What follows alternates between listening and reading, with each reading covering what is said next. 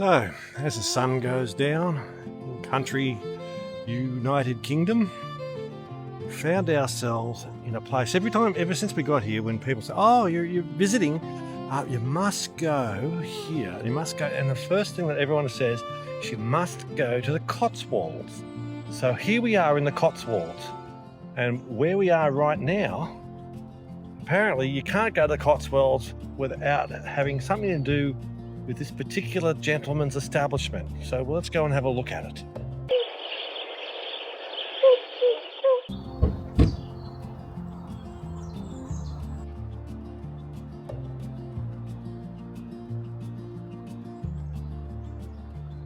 So the question is, how do you buy a pub that's probably struggling? There's a lot of pubs are struggling in Britain, and turn it into an instant success? Well, the trick is the new owner is a person that's very well known in England. Now, it is a bit funny because he's not going to be here, the person that's famous. All you're going to do is see something he owns. That's, I guess, a little bit like driving past a celebrity's house, isn't it? But the fame of this particular person is so well established that people will come from all over England to drink a £5.50 pint of ale. That's about $11, and they will do it with absolute glee. And we were thinking of buying something to eat here, but it was all booked out well in advance. So we're hoping we can just go in and have a little drink like you can at a normal pub. So this tent area is not open at the moment, sort of like an overflow of customers that they fill up the tent and all the beautiful gardens out there. But the Grand Tour is written on that. So I think this tent has been used before. Now pretty much everything on this farm slash pub is produced on a particular farm, and this farm is called but I'll have to cut that out. This particular pub, everything is produced, or most things are produced, at a farm. And that farm's become quite famous in England and watches of prime worldwide, actually. And that there is a machine that produces cow juice, which is known by other people as milk. And I'm assuming that milk comes from the farm, Diddly Twat. On this YouTube channel, I don't do takes. I just run the camera, and if it works, it works. If it doesn't, you can just hear me stumble all over my words if you want. But yes, I just said the name of the farm is Diddly Twat, but it's not Diddly Twat, it's Diddly Squat, which is a little bit less embarrassing. So, let's have a look here at this farm slash pub. It's now called the Farmer's Dog, and I assume it'll be in the next season of the show Clarskson'sfarm, and because this is obviously the farm that's owned, and pub now that we're going to, that's owned by Jeremy Clarkson of the Grand Tour and that other BBC show fame.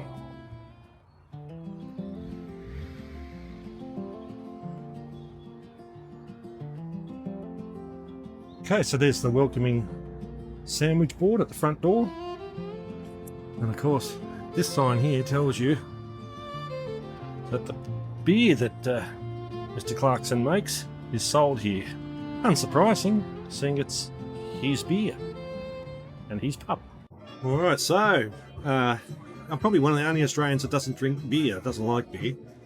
I think it's because I don't like Australian beer. Because I'm here to sample Jeremy Clarkson's famous Quirks Stone beer range, produced in his own or in partnership with a brewer, but using his crops. And here we are. We've got a beer, a cider, and another kind of beer. And they're not too bad. And that's my wife inside a pub. Now, this is only the second time I've ever seen her inside a pub. So she does look a little bit stressed.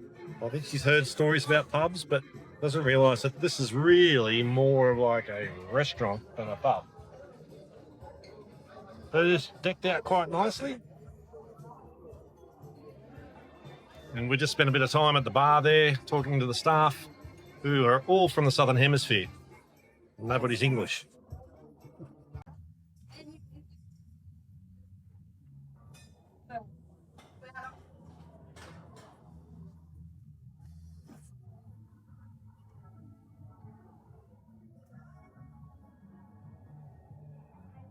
Hi, just making a quick video to put on our Instagram page. Thank you.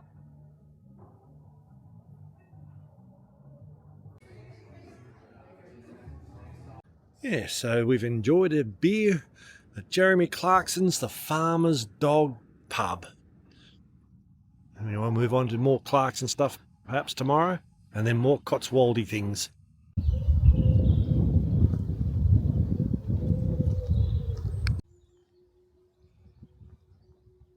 So on this blistering spring day, where they're predicting significant snowfall here tomorrow, we are in the town of Chipping Norton. If you watch Clarkson's Farm, it's the hometown of young Caleb. Yes, it's spring, and believe me, it's very, very chilly. So we're just walking around here, having a look at the lovely old medieval town. It's very busy, lots of traffic. So this is their probably their oldest church, St. Mary's the Virgin. You can tell by the shape of the archways that it's medieval times, and all the stained glass has been removed and replaced with lead light, which tells you that it's after the Reformation. They've the Anglican or the Church of England took it over, but it would have been built by Catholics. And very significant grave sites around here. What we got here? Sacred to the memory of Emma, wife of John Gibbs, who died here in 1850, 42 years of age. And John Gibbs died, he made it to 59. Yeah, pretty cool graveyard. I can't read most of them because they're that old. The ravages of time made them very difficult to read. Be good if they could actually restore the writing on them. You know, get in with a little grinding wheel, tiny little grinding wheel, and clean up the writing. It'd be good. But I suppose they're not really lying there for my entertainment or your entertainment, but they're here for other reasons. And the descriptions mightn't be that pertinent to the reasons why the graves are here. In that grave there, you can see John Alcock. He died in 1789, and that's the I think they call it the Anglican cross. Very similar to the Maltese cross that the Germans use, but coincidence, hopefully. I can't really help noticing that the older the graveyard is, the older the graves, the more elaborate the headstones and the I don't know what you call the parts, little crypty things that sit on top of your grave. But yeah, it's funny, we sort of, as time goes on, in our Anglosphere, we seem to lose, not respect for the dead, but we don't hold such memorial to the dead as they did in times gone past. Mind you, when we looked at French graveyards, there, tell you what, if you're going to die and have a nice grave, it's France. That's the place to die, because they really do care for their graves. But nothing beats an ancient graveyard. And these people here are lying here for a long time. I'm surprised it's open, actually. Most Anglican churches are locked up.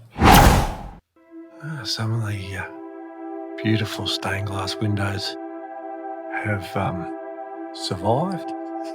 And I'm starting to learn a little bit about it, but that colour of the yellow suggests that it's an original. So depending on how old the church is, that's probably pretty close to how old the window is. And of course that's for baptisms, with a cover over the top.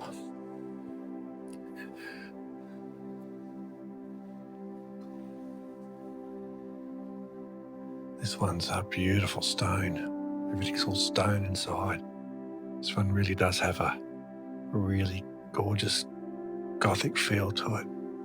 Of course, the ceilings are timber. And that's why when they're left to disrepair, you find that there's no roofs, and some of the walls are still standing, but the roofs are long gone. But this one's obviously been maintained, thankfully. So it really does have a feel to it coming in here. Beautiful timber pews. I'd say there's a lot of age to them as well. I think the pews that they have on the sides in these churches are for the choirs. And I'd like to actually come across a priest and ask him a little bit about the Anglican church setups, because they all seem to have this eagle at the pulpit. That's where they sit their Bible when they're doing readings. And it's invariably an eagle. And that's the altar up there. Very simple cross, which is Anglican cross. And a magnificent Catholic origin stained glass window. It shows, probably gives you a glimpse of some of the beauty that the church would have been decorated in when it was originally built. And we see this is marble. These very intricate crypts. That carvings show what people lying there look like, give you an idea of what they dressed like as well. As you see, long hair was the fashion. It's only in the 19th or the 20th century that men started to cut their hair short. And you can see, I don't know if you can see on that, but a dagger is a standard equipment back in the day. I don't really see who it is that's sleeping here. This gentleman here and his wife. She's got like an Elizabeth, they both got Elizabethan type collars on them. He obviously was an older man than the previous two. Yeah, so this couple, been here since 1579. We've got Thomas Rickards and his wife Elizabeth. The first two couple, their tomb is inscribed, but it's on this end. It's very difficult to get in and see. Read it and see who they are. It's very tight. I'm afraid I can't get any closer. I don't know if I'll be able to read it from there, but it would be interesting to know what the year was, at least. The organ pipes. Not sure where the keyboard is. Might be in behind the locked door, perhaps. As, of course, every step you take, you're walking on places where people have been interned. Can't quite read that. 1707, I think that one is Deborah Busby, the wife of William. But every slab here is a person.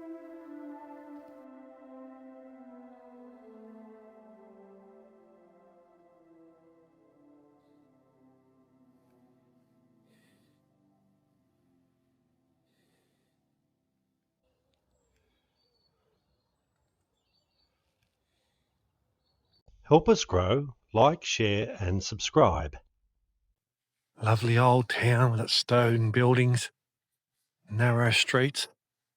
It's been tarred over. But lots of horses and carts would have come down here over the years.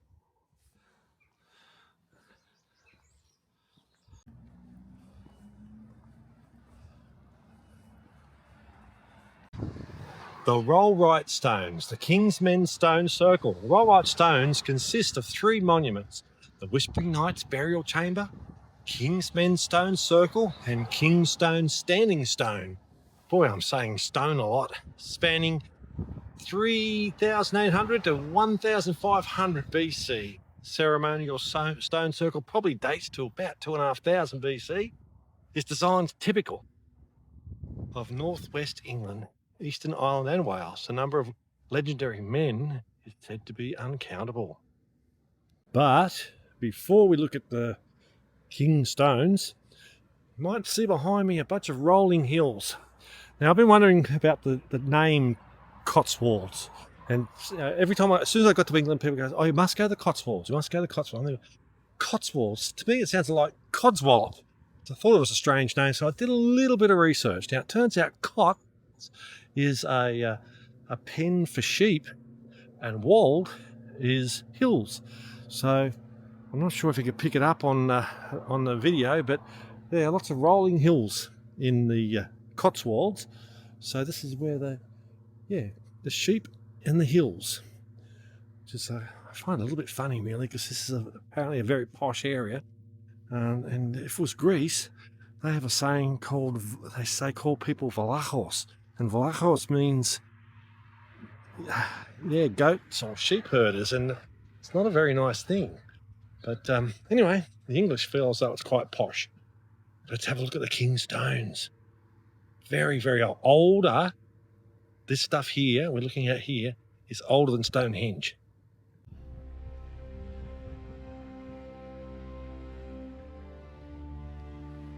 And unlike Stonehenge, you can walk straight up to them. Apparently you used to be able to do that with Stonehenge too, but we've turned it into a theme park. They keep you away from it somehow. By being near the stones, you're going to destroy them, but that madness hasn't happened here. And you can walk up to these Neolithic stones and touch them. In fact, I'm going to do that right now and just see what the result is. Just my hand touching a Neolithic, and look at that. Didn't even damage it. Haven't destroyed it at all. So note that, Stonehenge. We think your measures of keeping people away from the stones is a little bit ridiculous. So this is much older than Stonehenge though. And so a couple of thousand years, you see, even, I assume it's granite, will form some holes from weathering.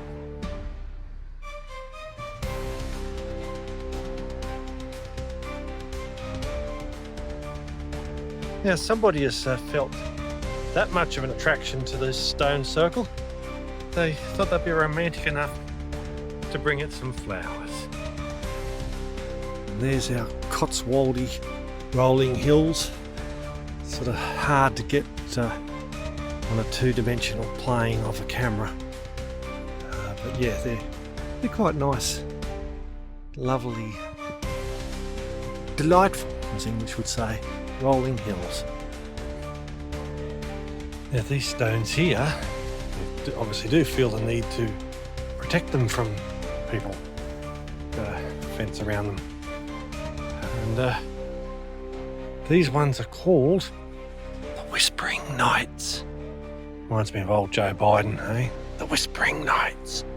But what it actually was a Neolithic burial place where I think that large rock there was originally perched up on top to form like an archway, and the bones of several people were kept there, intermingled, strangely enough.